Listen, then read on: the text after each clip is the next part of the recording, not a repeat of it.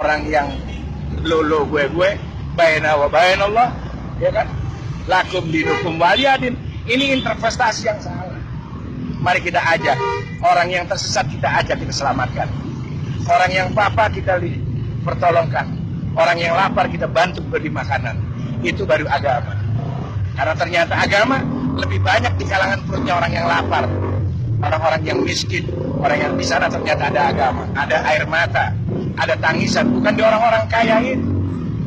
Kalau orang kaya sudah bermain dalam ruang logika. Zakat 2,5%, ya kan? Kalau kekayaanku 10 miliar berarti zakatku 250 juta. Tapi mana perwujudan ada orang yang zakat 250 juta? Ada? Nggak ada. Yang ada cuma nasi sebungkus sama ayam sama sambal, berharap dapat surga dari Allah dengan bahasa pahala. Kita lihat bagaimana Islam mau maju berkembang tatkala kita intoleran. Bukan intoleran dengan orang yang di luar sana, tapi intoleran dengan famili kita sendiri. Ikhwanul fiddin. Dia sama-sama bersahadat, sama-sama mengimami Al-Quran, sama-sama meyakini malaikatnya, ya kan? Tapi perilaku kita tidak pernah menyadari bahwa ada orang yang kita bantu sekitar kita. Dia ditanya, antum siapa? Ana muslim. Tapi mana? Coba kalau Anda pakai teori saya. Anda punya kekayaan 10 miliar, dizakatkan 250 juta. Ya kan? 250 juta jangan dibeli nasi. Kita tanya, ada jiron kita ini orang kerjanya cuma bolak-balik. Tanya, Kif, antum apa kerja? Saya nganggur. Terus, saya mau dagang. Kenapa enggak dagang? Enggak punya modal. Oke, ini ada uang. Berapa modalnya? Ya kurang lebih 20 juta. Nih, pegang 20 juta. Anak pengen lihat inti dagang yang benar 20 juta, tahun depan inti bayar zakat. Baru itu namanya rahmatan lil alamin. Rahmatan lil alamin itu apa? Dari gelap menuju terang. Orang yang nganggur jadi bekerja, orang yang lapar bisa makan, itu menjadi rahmat. Kalau cuman antum bagi-bagi nasi sebungkus, pahala sorga, lakraah ini hari, zaman udah now, orang sudah individualis, lebih percaya Google daripada percaya orang-orang bicara kebaikan. Lihat anak-anak bangsa kita itu, ya kan, mereka hidup ketersesat dalam pikiran. Ya, mobil-mobil diisi pengamen. Ada kesadaran kita untuk membantu mereka, menyelamatkan mereka. Minimal jangan selamatin akhirat dah, dunianya dulu selamatin. Ya kan, insya Allah akhiratnya nanti. Kan enggak ada. Kita begitu individu, kita seakan-akan sudah melewati tahta langit aja, seakan-akan kita ini orang benar di hadapan Allah. Padahal kita belum tentu bisa selamat. Tidak menjamin dagangan kita dibeli sama Allah. Kita ini pedagang. Kita ini pedagang amal. Yang mudah-mudahan dagangan kita dibeli Allah. Jangankan kita bisa dibeli, sah menurut furus syariat aja sudah alhamdulillah. Kita bersyukur, artinya kita ngaji. Tapi tetap kita ada wara. Wara itu berhati-hati di dalam kebenaran agama kita. Hati-hati bukan kita ini kelompok Syiah, kelompok Wahabi, kelompok Sunni, bukan itu.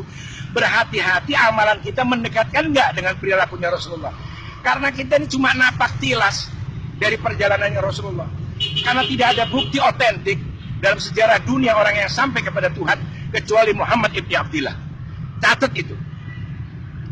Hanya Muhammad ibn Abdillah yang membuktikan bahwa dia sudah berjumpa sama Allah. Ya kan? Ada namanya Siddhartha Gautama. Dia tidak sampai pada itu. Ya kan? Ada yang orang-orang hebat tidak akan pernah sampai. Cuma satu-satu buktinya. Dan Muhammad itu adalah Al-Quran itu sendiri. Itu bukti jelas bahwa Nabi Muhammad telah sampai hadapan Allah selama 23 tahun. Dari lisannya yang mulia lahirlah Al-Quran. Yang pada awalnya la hurfin wala sautin. Itu Al-Quran. Dari lisan yang mulia, dari hatinya yang jernih. Kenapa? 23 tahun itu bukan waktu yang sedikit. Kalau ente sudah mikirin fulus, mikiran dunia, pengen punya mobil mewah. Tapi Rasulullah steril dari pemikiran itu.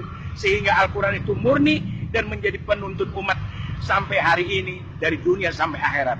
Makanya Al-Quran itu wasifa, wadawa, apa lagi? Wadu'a. Itu karena kejadian hati Rasulullah. Jadi mustahil kalau otaknya hubud dunia, ya kan, masih senang-senang duniawi, nggak ada itu.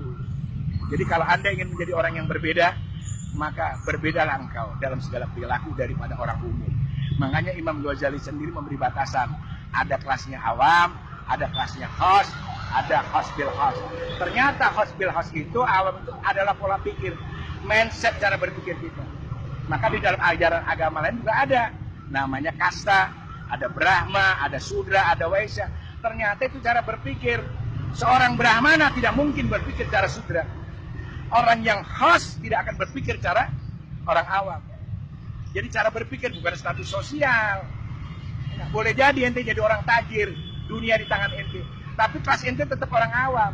Makanya jangan heran banyak orang bahlul yang nggak tajir dia tajir. Nah, itu kelas. Jadi ingat bahwa khos adalah cara berpikir. Jadi orang yang cara berpikirnya intelektual, berbudaya, berkultur, bermartabat, dia akan menempatkan segala sesuatunya pada nilai-nilai terhormat. Tapi kalau antum memang orang rendahan, walaupun anda di pinggir jalan, ditaruh di istana sekalipun tetap anda rendah dalam berbudaya dan berkultur. Tapi kalau anda memang orang yang punya kelas, walaupun anda di pinggir jalan, tetap anda seperti mutiara di dalam lumpur, indah adanya. Assalamualaikum.